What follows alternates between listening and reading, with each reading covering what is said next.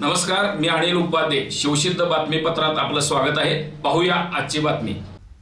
उमेद संघटनेत कार्यरत असणाऱ्या सर्वांना शासकीय सेवेत सामील करून घेण्यासाठी विशेष प्रयत्न करणार असून आचारसंहिता लागण्यापूर्वी त्याला यश मिळेल असं मत आमदार राजूबाबा आवळे यांनी व्यक्त केलं. ते अतिग्रे इथं आयोजित उमेद महिला संघटनेच्या तालुकास्तरीय अधिवेशन आणि जनजागृती मेळाव्यात बोलत होते. हातकणंगले तालुक्यातील अतिग्रे इथं उमेद संघटनेच्या तालुकास्तरीय अधिवेशन तसेच महिला जनजागृती मेळाव्याचं आयोजन करण्यात आलं होतं. या मेळाव्यास प्रमुख पाहुणे म्हणून आमदार राजूबाबा आवळे उपस्थित होते. यावेळी ते बोलताना म्हणाले, उमेद संघटनेत कार्यरत असणाऱ्या सर्वांना शासकीय सेवेत सामावून घेण्यासाठी विशेष प्रयत्न करणार आहे. महिलांना एकत्र करण्याचं काम या उमेदच्या माध्यमातून झालं असून उमेद हे टिकलं पाहिजे. सरकार आमचं नाही, तुमच्या सोबत आम्ही आहोत. आचारसंहिता लागल्यामुळे तुमचा प्रश्न मार्गी लावण्यास सर्व ताकद एकत्र लावा. काँग्रेसनं केलेल्या विविध योजना अखंडितपणे चालू आहेत. निवडणूक जवळ आहे. जिद्द व चिकाटी ठेवून आचारसंहिता लागण्यापूर्वी पाठपुरावा केला तर तुम्हाला यश नक्कीच मिळेल. गरिबांना गरिबीतून बाहेर पडण्याची तीव्र इच्छा असते, परंतु त्यासाठी त्यांना पोषक वातावरणाची निर्मिती करणं आवश्यक आहे. हे सूत्र लक्षात घेऊन केंद्र शासनाने दीनदयाळ अंत्योदय योजना राष्ट्रीय ग्रामीण जीवनोन्नती अभियानाची सुरुवात केली. या अभियानाची राज्यात अंमलबजावणी करण्यासाठी उमेद अर्थात महाराष्ट्र राज्य ग्रामीण जीवनोन्नती अभियानाची स्थापना करण्यात आलेली आहे. उमेद अंतर्गत राज्यात येणाऱ्या 10 वर्षांहून अधिक सुमारे 3000 कर्मचारी काम करत आहेत.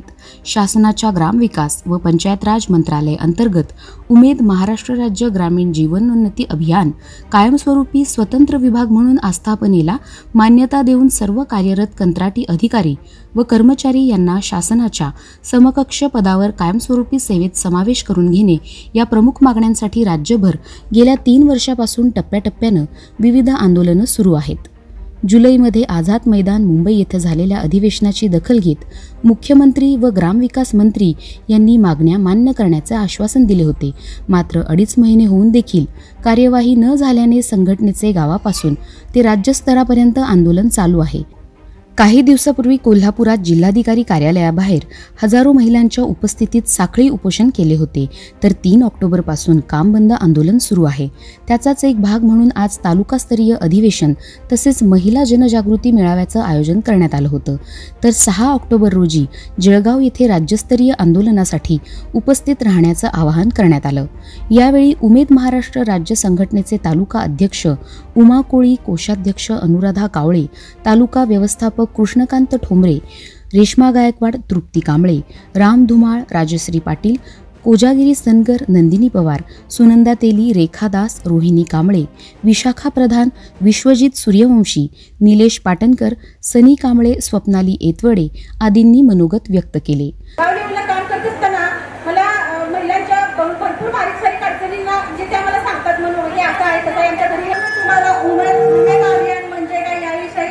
थोडंसं सांगते.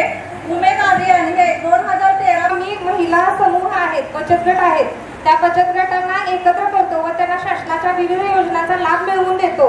2013 पासून आहे.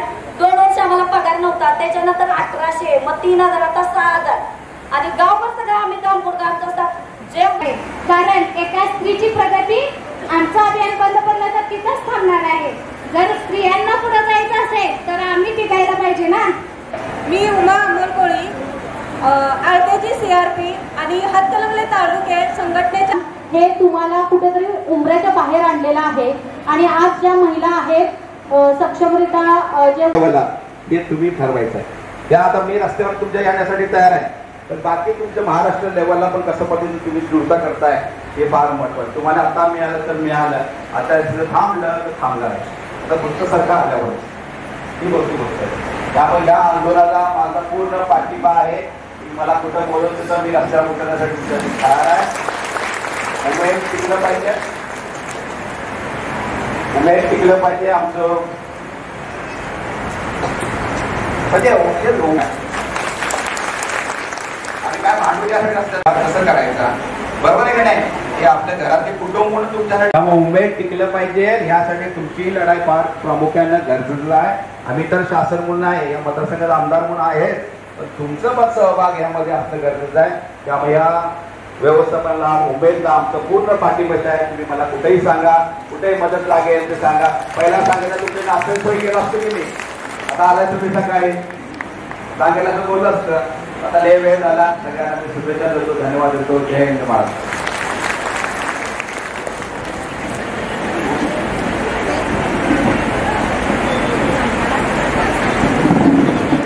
शिवसिद्ध न्यूजसाठी हातकणंगलेहून योगेश पांडव.